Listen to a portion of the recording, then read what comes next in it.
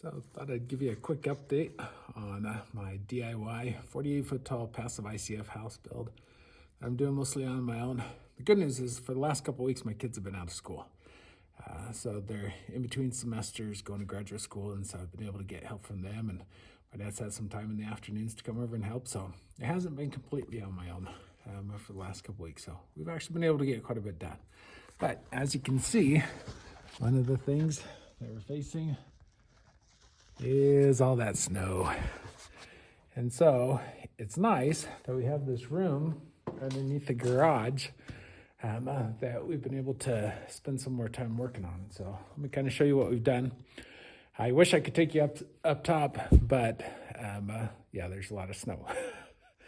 And so what we were able to do is, this is the 16-foot tall room that's underneath the garage. So that will be the garage floor up there. Those are actually temporary I-beams, floor joists that will be taken down after the concrete is poured. But on top of the subfloor that you can kind of see up there that we put on top of the joists, we were able to put in all of the build deck. And the build deck is what makes the real magic happen, so that we can have this amazing room to do movies, rock climbing wall, basketball,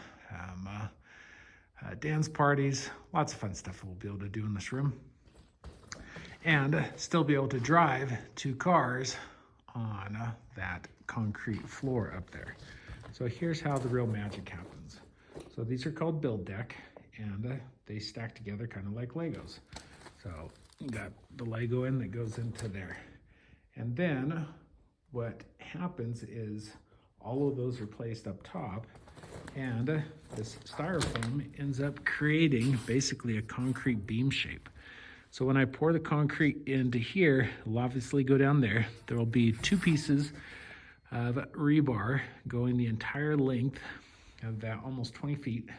And then on top, there's also a 4-inch concrete cap. And also on top, there is a network of rebar, basically every 12 inches going in both directions. So when you put all of that together, you end up with a concrete floor for the garage that will hold the weight of 2 vehicles. Actually, will hold a lot more. So I think it's about 60 pounds per square foot for a residential concrete span. And what I've done, it'll actually hold, I think it's 160 to 180 pounds per square foot. So we have significantly over-engineered it. The other thing that we worked on was putting in all this additional bracing, because as you can see, these floor joists are sitting on top of a 2x4, which transfers all of that weight to these 2x4s that then transfer all the weight down to the concrete footers that are actually 42 inches wide. The other thing that we worked on was getting the gravel kind of leveled out. Still need to level out some more, because we'll be building a bearing wall with 2x4s that will go up and help support those joists so that we don't end up with a sag. So every 6 feet is what Build Block, the manufacturer of Build Deck, recommends. So we obviously have our bracing here, and then we'll have bracing about 6 feet away here.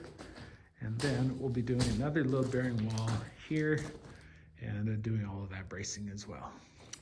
So also the other thing that I've been super impressed with down in this room is, even though maybe only about a little over halfway up is filled with concrete, and the rest of it is just the foam blocks, they're still waiting on the concrete. And even though we haven't put the concrete up on top of the garage floor yet, starting to get the nice impact of that geothermal energy, geothermal heat coming from the earth. So last night it got down to 15 degrees, and inside here, even though the door was open, inside here it is, and was this morning when I got here, 32 degrees. So it's kind of exciting to start seeing the fruits of fruits of the labor of going with the ICF blocks.